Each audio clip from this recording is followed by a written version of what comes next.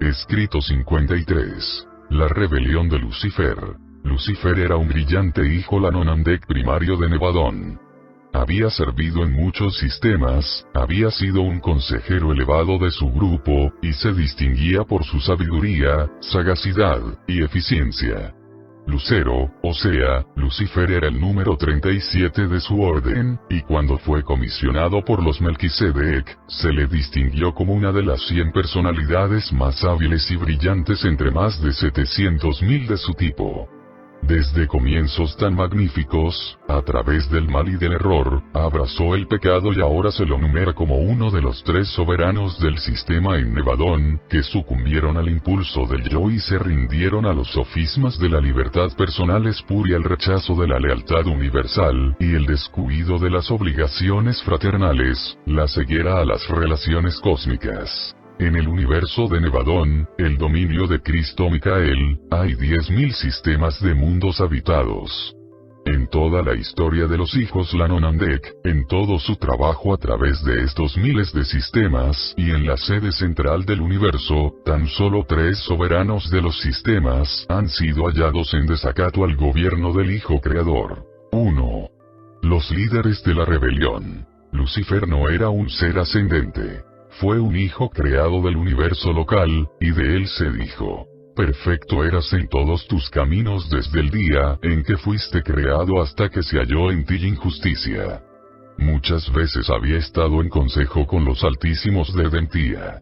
Y Lucifer reinaba sobre la montaña sagrada de Dios, la montaña administrativa de Jerusalén, porque era el ejecutivo en jefe de un gran sistema de 607 mundos habitados. Lucifer era un ser magnífico, una personalidad brillante. Estaba junto a los padres altísimos de la constelación en la línea directa de la autoridad universal. A pesar de la transgresión de Lucifer, antes del auto-otorgamiento de Micael en Urantia, las inteligencias de menor rango evitaron faltarle el respeto y desdeñarlo. Aun el arcángel de Micael, al tiempo de la resurrección de Moisés, no emitió juicio contra él, sino que simplemente dijo: el juez te reprenda. El juicio en tales asuntos pertenece a los ancianos de días, los gobernantes del suprauniverso. Lucifer es ahora el soberano caído y depuesto de Satania. La autocontemplación es sumamente desastrosa, aun para las personalidades excelsas del mundo celestial.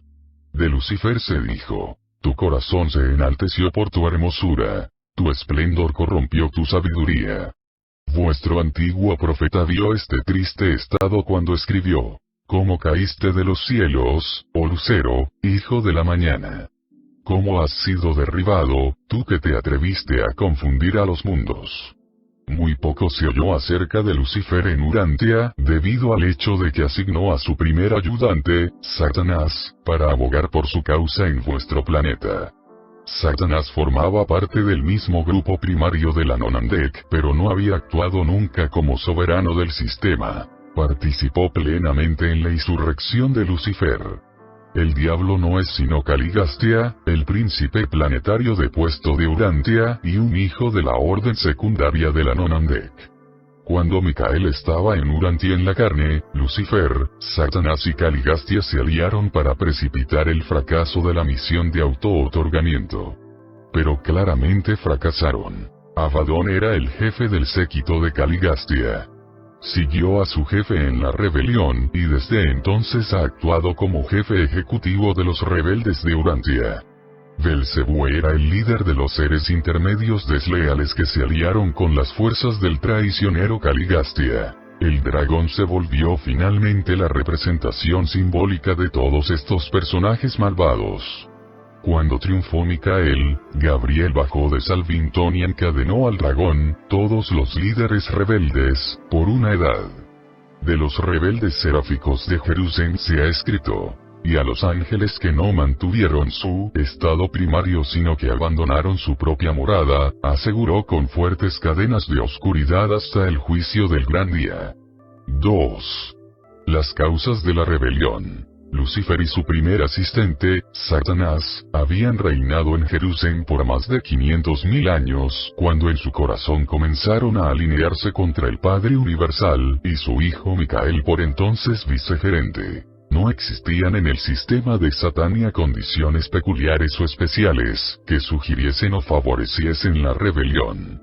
Creemos que la idea se originó y formó en la mente de Lucifer, y que pudo haber instigado dicha rebelión sin importar dónde estuviera estacionado. Lucifer anunció primero sus planes a Satanás, pero se requirieron varios meses para que éste se convirtiera a las teorías rebeldes, se volvió un defensor atrevido y entusiasta de la autoaserción y libertad. Nadie jamás le sugirió a Lucifer la idea de una rebelión.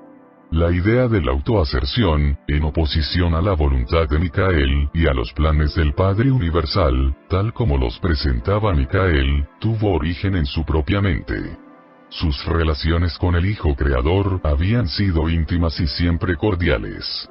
En ningún momento antes de la exaltación de su propia mente expresó Lucifer abiertamente falta de satisfacción respecto de la administración del universo.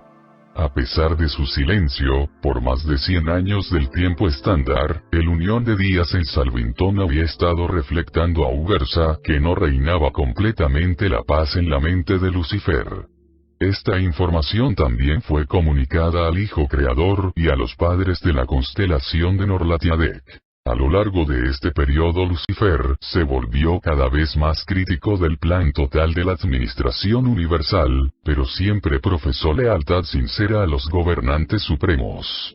Su primera deslealtad abierta se manifestó con motivo de una visita de Gabriel a Jerusalén, apenas unos pocos días antes de la proclamación abierta de la Declaración Luciferina de Libertad. Gabriel tan profundamente se impresionó por la certidumbre de una ruptura próxima que se dirigió directamente a Edentia para conferenciar con los padres de la constelación sobre las medidas a emplear en el caso de una rebelión abierta. Es muy difícil señalar la causa o las causas exactas que finalmente culminaron en la rebelión de Lucifer. Tan solo estamos seguros de una cosa, y eso es: sean cuales fueren estos comienzos, tuvieron origen en la mente de Lucifer. Debe haber existido una vanagloria del yo que se alimentó hasta el punto del autoengaño, de modo que Lucifer, durante un período, verdaderamente se convenció de que su idea rebelde realmente redundaría en el bien del sistema, si no del universo entero. Para cuando sus planes ya le habían llevado al desencanto, sin duda estaba demasiado metido como para que su orgullo original y dañino le permitiese detenerse. En algún momento durante esta experiencia se volvió insincero, y el mal evolucionó en pecado deliberado y volitivo. El hecho de que así fuese comprueba por la conducta subsiguiente de este brillante ejecutivo. Durante mucho tiempo se le ofreció la oportunidad de arrepentirse, pero tan solo algunos de sus subordinados aceptaron la misericordia ofrecida.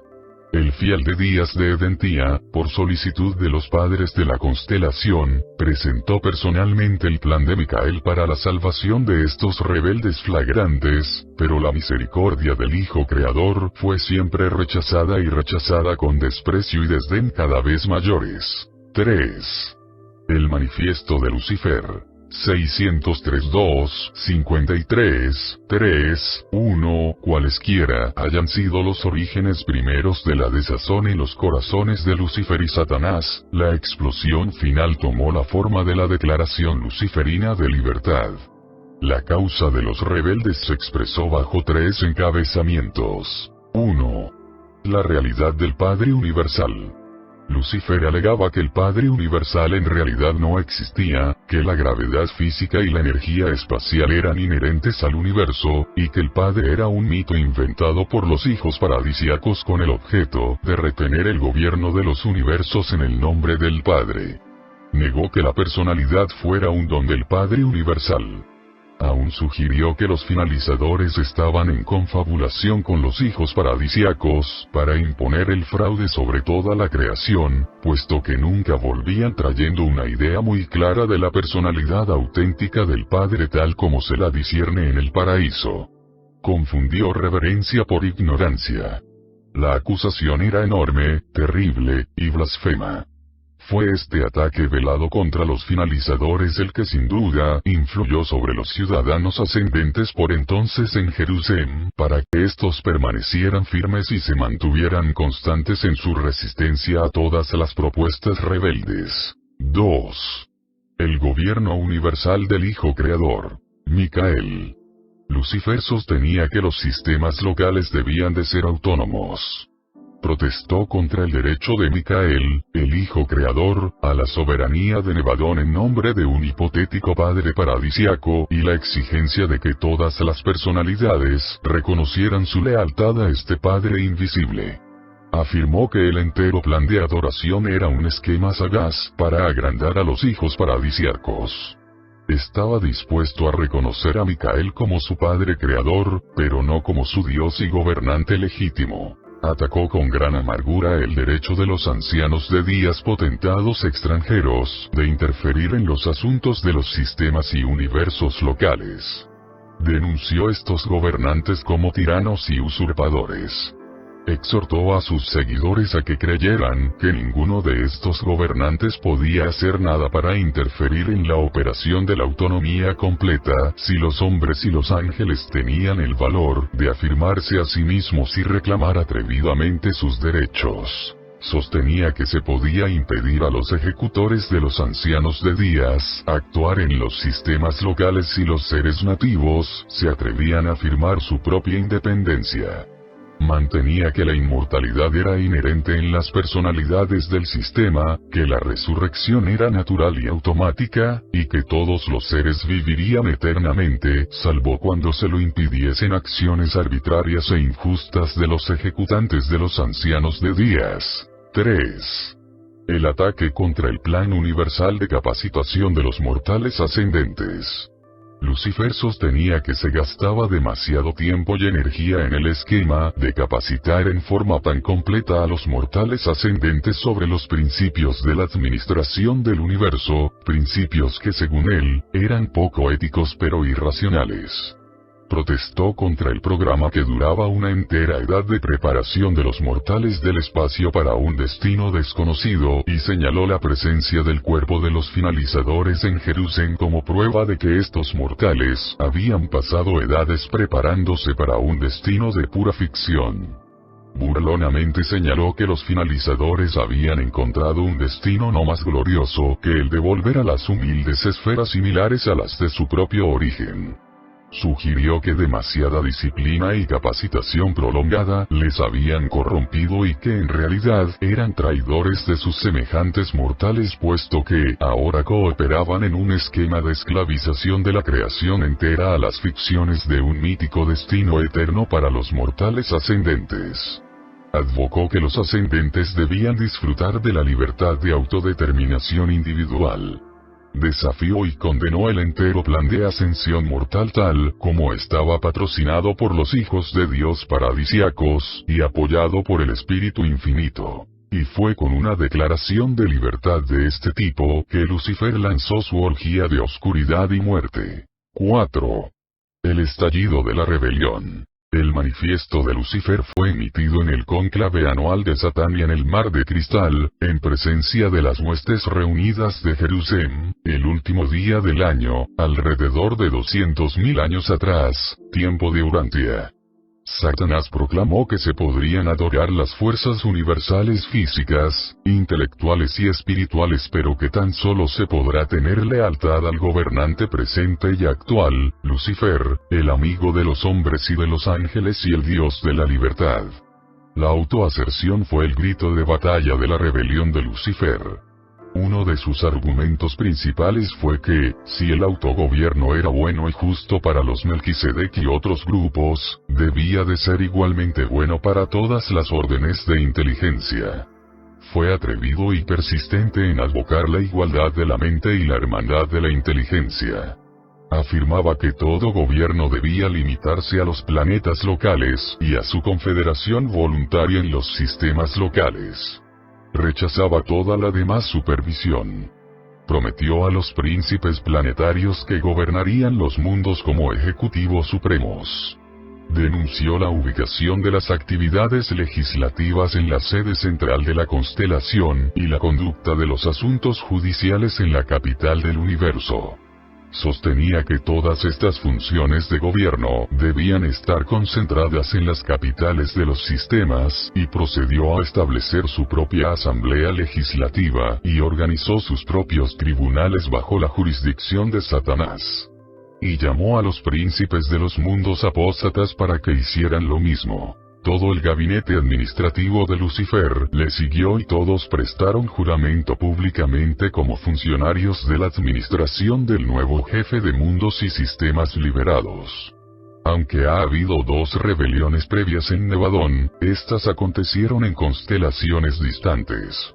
Lucifer sostenía que estas insurrecciones no habían triunfado porque la mayoría de las inteligencias fracasó en seguir a sus líderes. Opinaba que el gobierno pertenece a las mayorías, que la mente es infalible. La libertad que le brindaron los gobernantes universales aparentemente contribuyó a alimentar muchas de sus opiniones nefastas. Desafió a todos sus superiores. Sin embargo, no parecieron tomar nota de sus acciones. Se le permitió proseguir en su plan seductor sin obstáculos ni frenos. Todas las demoras misericordiosas de la justicia, las señaló Lucifer como prueba de la incapacidad de los hijos paradisíacos para detener la rebelión. Él desafiaba abiertamente y en forma arrogante a Micael, a Manuel, a los ancianos de días y luego señalaba el hecho de que no se había producido acción alguna, como prueba positiva de la impotencia de los gobiernos del universo y del suprauniverso. Gabriel estaba presente personalmente a lo largo de todos estos procedimientos desleales y tan solo anunció que él, a su debido tiempo, hablaría por Micael, y que todos los seres tendrían libertad y no serían molestados en su elección. Que el gobierno de los hijos en nombre del Padre tan solo deseaba lealtad y devoción voluntarias, sinceras y a prueba de sofismas. Se le permitió a Lucifer establecer completamente y organizar totalmente su gobierno rebelde, antes de que Gabriel hiciera esfuerzo alguno por disputar su derecho a la secesión, ni por contrarrestar la propaganda rebelde. Pero los padres de la constelación inmediatamente confinaron la acción de estas personalidades desleales al sistema de Satania. Sin embargo, esta demora fue un periodo de gran prueba y comprueba para los seres leales de toda Satania. Durante varios años todo fue caótico, y hubo gran confusión en los mundos de morada. 5. La naturaleza del conflicto. Cuando estalló la rebelión de Satania, Micael se aconsejó con su hermano paradisíaco, Emanuel. Después de esta conferencia pletórica, Micael anunció que seguiría la misma política que había caracterizado su trato en levantamientos similares en el pasado, o sea, una actitud de no interferencia. En el momento de esta rebelión y de las 2 que la precedieron no existía una autoridad soberana absoluta y personal en el universo de Nevadón. Micael gobernaba por derecho divino, como vicegerente del Padre Universal, pero aún no por su propio derecho personal. No había completado su andadura de auto-otorgamiento. Aún no se le había otorgado de todo el poder en el cielo y en la tierra. Desde el momento en que estalló la rebelión hasta el día de su coronación como soberano gobernante de Nevadón, Micael no interfirió jamás con las fuerzas rebeldes de Lucifer. Se les permitió a estas seguir un curso libre por casi 200.000 años del tiempo urantiano. Cristo Micael tiene ahora amplio poder y autoridad para tratar pronta y aún sumariamente tales estallidos de deslealtad, pero no creemos que esta autoridad soberana le conduzca a actuar en forma diferente si se produce otro levantamiento semejante. Puesto que Micael eligió mantenerse al margen de la actividad de guerra de la rebelión de Lucifer, Gabriel convocó su séquito personal en Edentía y, por consejo de los Altísimos, eligió asumir el mando de las huestes leales de Satania. Micael permaneció en Salvington mientras que Gabriel prosiguió a Jerusalén, y estableciéndose en la esfera dedicada al Padre, el mismo Padre Universal cuya personalidad Lucifer y Satanás ponían en duda, en la presencia de las huestes reunidas de las personalidades leales, izó la bandera de Micael, el emblema material del gobierno trinitario de toda la creación, los tres círculos concéntricos azules sobre un fondo blanco. El emblema de Lucifer era una bandera blanca con un círculo rojo, en el centro del cual aparecía un sólido círculo negro. Había guerra en los cielos. El comandante de Micael y sus ángeles lucharon contra el dragón, Lucifer, Satanás y los príncipes apóstatas. Y el dragón y sus ángeles rebeldes lucharon pero no prevalecieron. Esta guerra en los cielos no fue una batalla física tal como se la puede concebir en Urantia. En los primeros días de la lucha Lucifer permaneció continuamente en el anfiteatro planetario. Gabriel condujo una exposición incesante de los sofismas rebeldes desde su sede central situada en las cercanías. Las varias personalidades presentes en la esfera que tuvieran duda en cuanto a su actitud se trasladaban de uno a otro sitio, escuchando las disertaciones hasta llegar a una decisión final. Pero esta guerra en los cielos fue muy terrible y muy real. Aunque no exhibía ninguna de las barbaridades tan características de la guerra física en los mundos inmaduros, este conflicto era mucho más mortífero. La vida material corre peligro en el combate material, pero la guerra en los cielos se peleó en términos de vida eterna. 6. Un comandante seráfico leal. Hubo muchas acciones nobles e inspiradoras de devoción y lealtad que realizaron numerosas personalidades durante el período que cursó entre el estallido de las hostilidades y la llegada del nuevo gobernante del sistema y de su séquito. Pero la más emocionante de todas estas hazañas valerosas de devoción fue la valiente conducta de Manotía, el segundo en la línea de mando de los serafines de la sede central de Satania. Cuando estalló la rebelión en Jerusalén, el jefe de las huestes seráficas abrazó la causa de Lucifer. Esto indudablemente explica por qué un número tan grande de la Cuarta Orden, los serafines administradores del sistema, se descarrió. El líder seráfico estaba espiritualmente cegado por la personalidad brillante de Lucifer. Sus maneras encantadoras fascinaban a las órdenes más modestas de seres celestiales. Simplemente no podían comprender que fuese posible que una personalidad tan deslumbrante errara. No hace mucho tiempo, al describir las experiencias vinculadas con el comienzo de la rebelión de Lucifer, Manotía dijo: pero el momento más embriagante fue la emocionante aventura relacionada con la rebelión de Lucifer cuando, en mi calidad de segundo comandante seráfico, me negué a participar en el proyecto de agravio a Micael. Y los poderosos rebeldes intentaron destruirme por medio de las fuerzas de enlace que habían formado. Hubo un tremendo levantamiento en Jerusalén, pero ni uno de los serafines leales sufrió daño. Cuando se produjo la falta de mi superior inmediato, a mí me tocó asumir el mando de las huestes angélicas de Jerusalén como director titular de los confusos asuntos seráficos del sistema. Los Melquisedec me apoyaron moralmente, una mayoría de los hijos materiales me asistió hábilmente. Un enorme grupo de mi propia orden me desertaron, pero los mortales ascendentes en Jerusalén me apoyaron magníficamente. Habiendo sido automáticamente despedidos de los circuitos de la constelación por la secesión de Lucifer, dependíamos de la lealtad de nuestro cuerpo de información, que transmitía los llamados de ayuda a Edentía desde el sistema cercano de Rantulia. Y hallamos que el reino del orden, el intelecto de la lealtad, y el espíritu de la verdad eran inherentemente triunfadores sobre la rebelión, la autoaserción, y la así llamada libertad personal. pudimos proseguir hasta la llegada del nuevo soberano del sistema, el valioso sucesor de Lucifer. E inmediatamente después de ello, fui asignado al cuerpo de los síndicos Melquisedec de Urantia, tomando jurisdicción sobre las órdenes seráficas leales en el mundo del traicionero Caligastia, que había proclamado que su esfera formaba parte del sistema de nuevo proyecto de mundos liberados y personalidades emancipadas propuesto en la infame Declaración de Libertad emitida por Lucifer en su llamado a las inteligencias amantes de la libertad, librepensadoras y visionarias, en los mundos mal gobernados y mal administrados de Satania. Este ángel aún sirve en Urantia, actuando como jefe adjunto de los serafines. 7. La historia de la rebelión. La rebelión de Lucifer abarcó todo el sistema. 37 príncipes planetarios en secesión entregaron las administraciones de sus mundos a las filas del archirrebelde. Solo en Panoptía el príncipe planetario fracasó en arrastrar a su pueblo a la rebelión. En este mundo, bajo la guía de los Melquisedec, el pueblo se congregó en apoyo de Micael. Elanora, una joven de ese reino mortal, tomó el liderazgo de las razas humanas, y ni una sola alma de ese mundo trastornado por las luchas se enlistó bajo la bandera de Lucifer.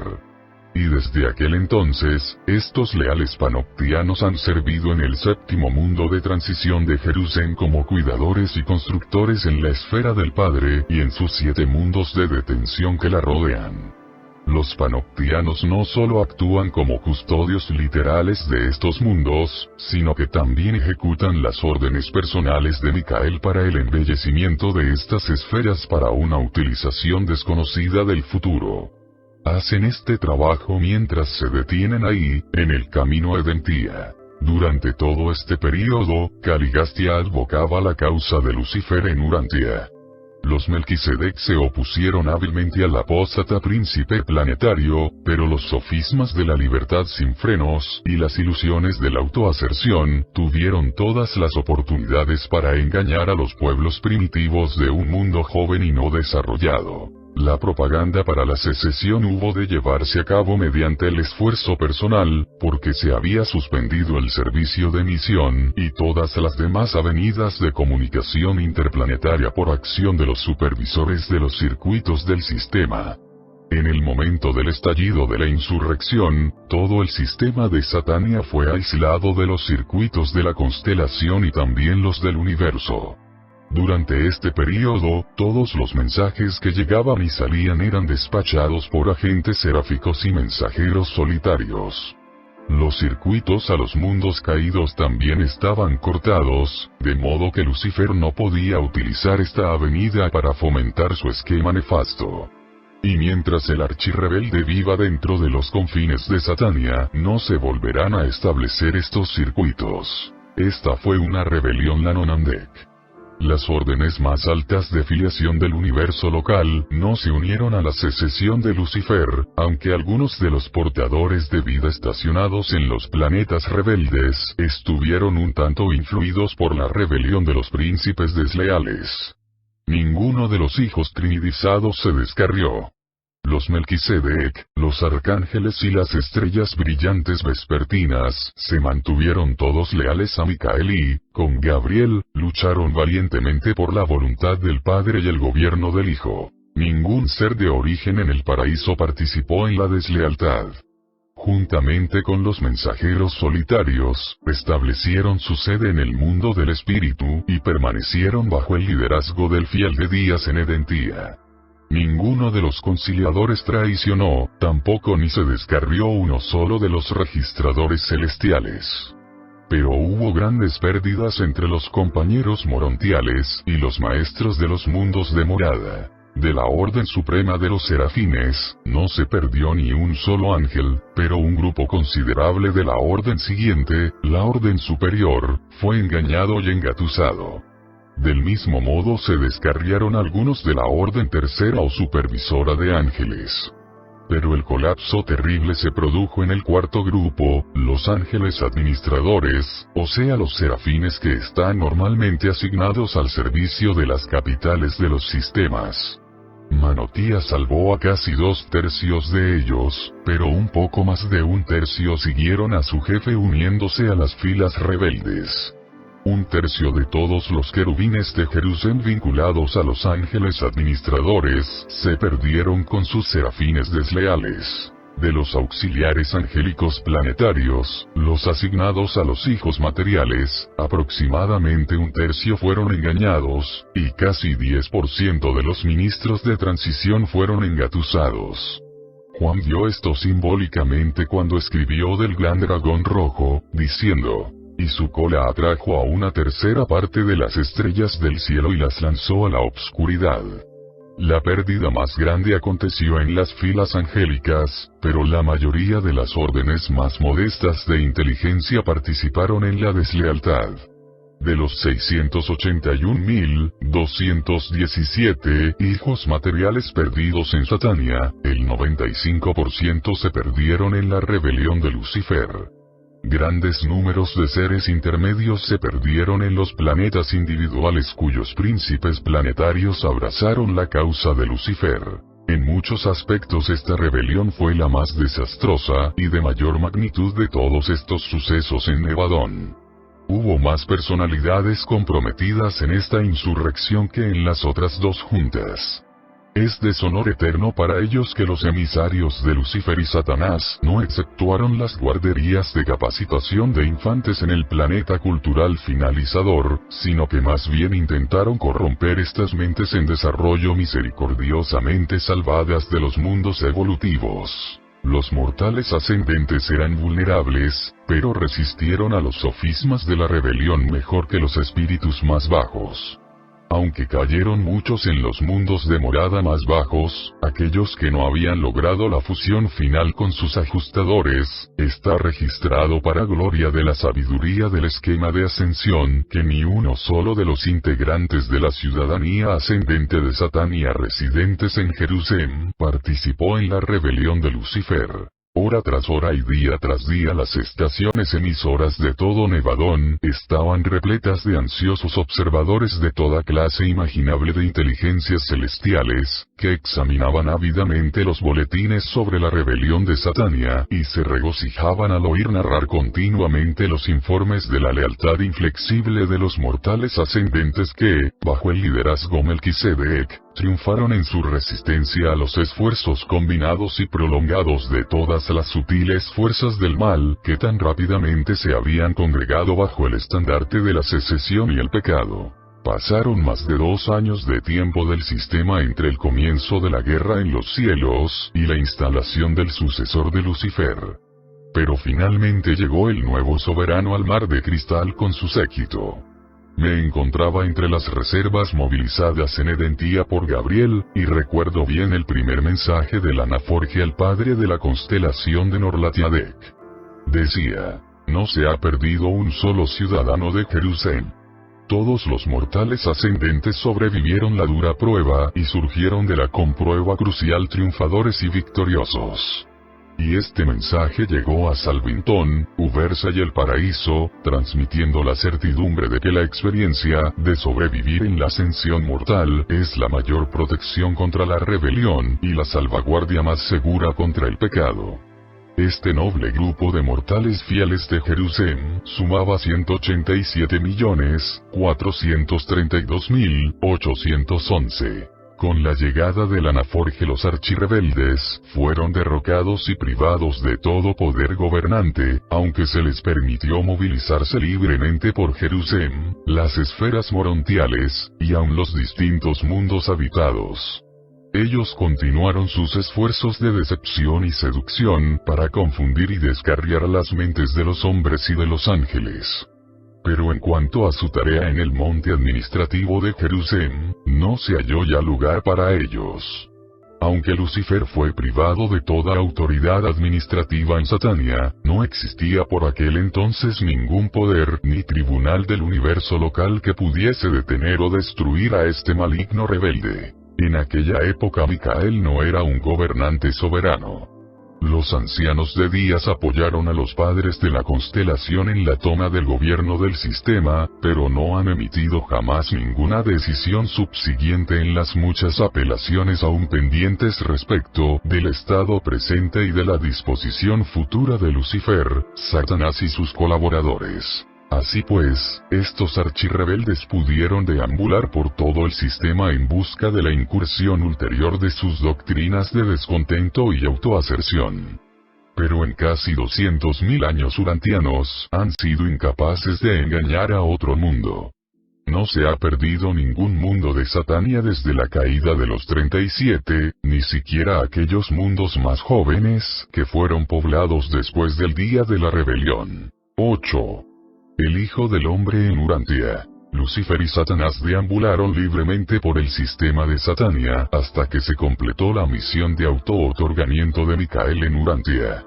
Estuvieron juntos en vuestro mundo por última vez en el momento de su ataque combinado contra el Hijo del Hombre. Anteriormente, cuando los príncipes planetarios, los hijos de Dios se congregaban periódicamente, Satanás también concurría, afirmando que representaba a todos los mundos aislados de los príncipes planetarios caídos.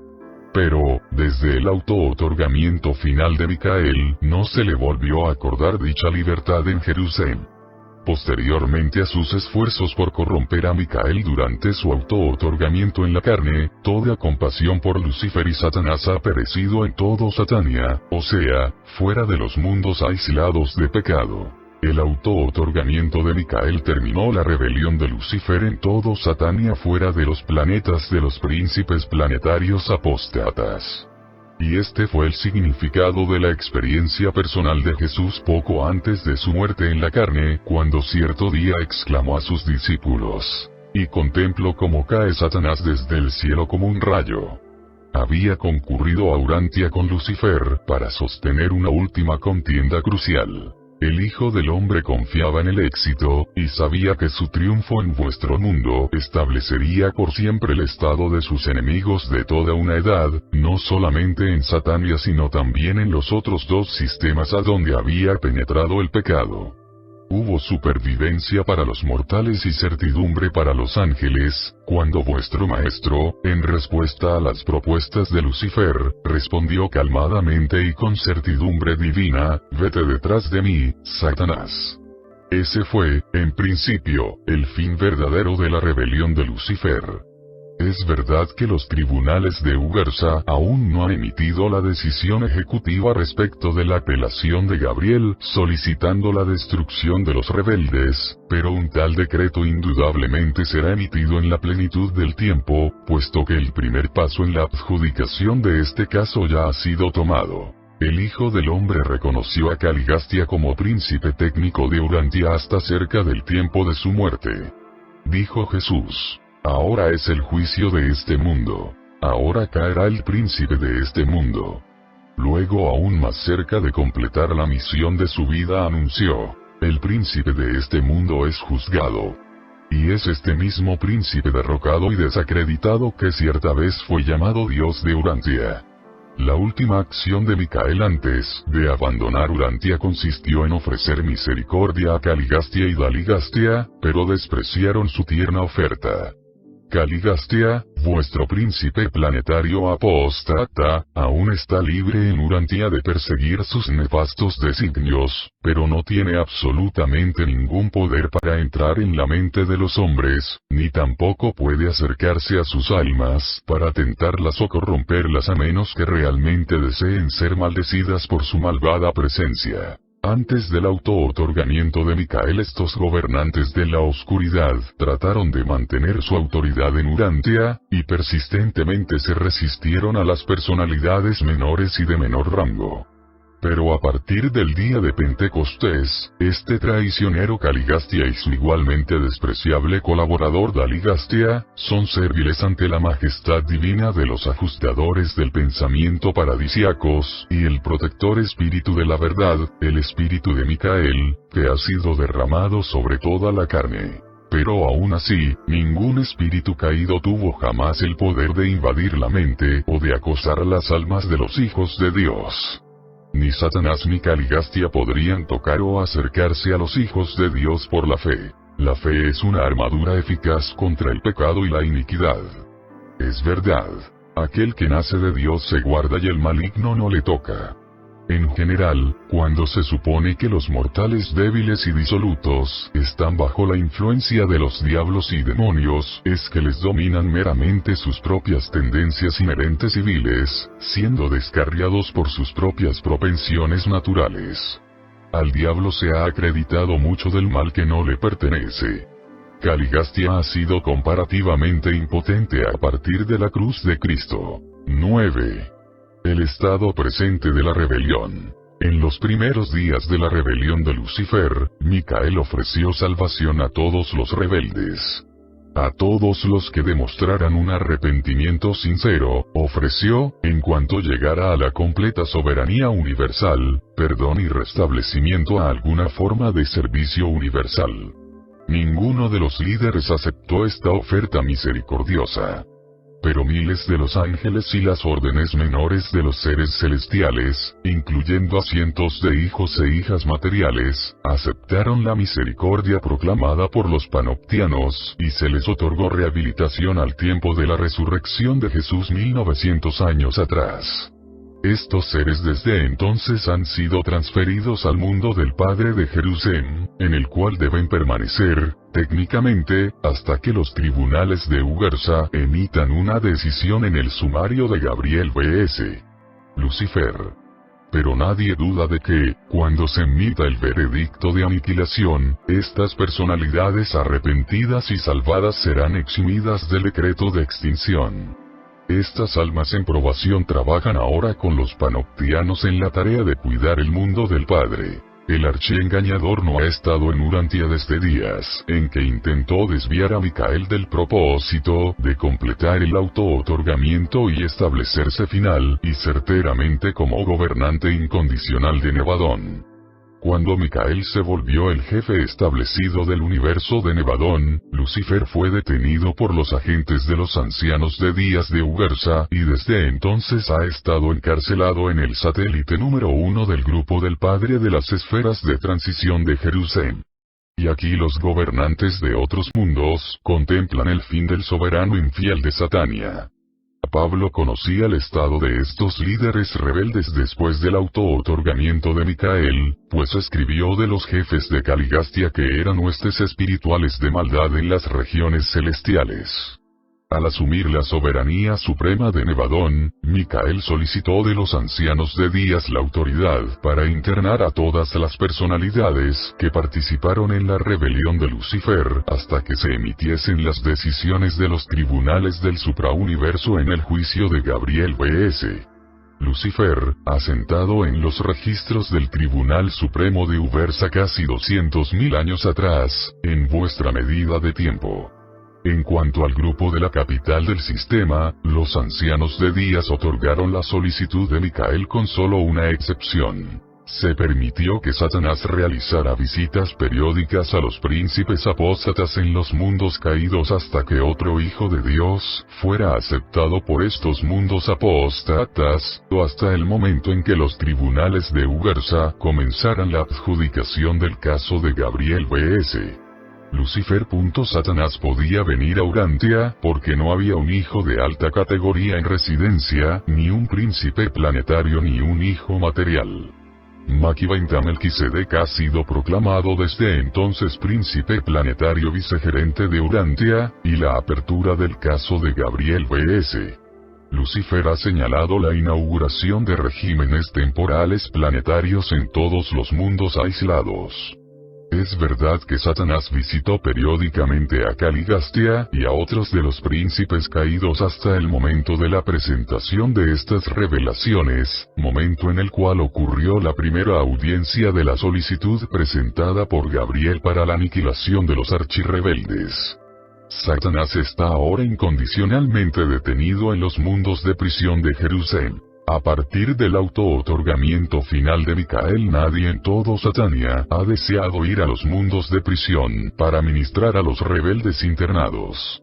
Y ningún otro ser ha sido atraído a la causa del traidor.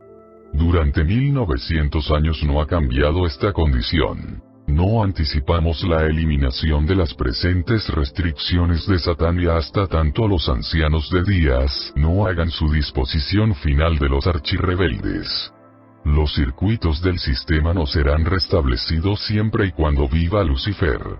Mientras tanto, está totalmente inactivo. La rebelión ha terminado en Jerusalén.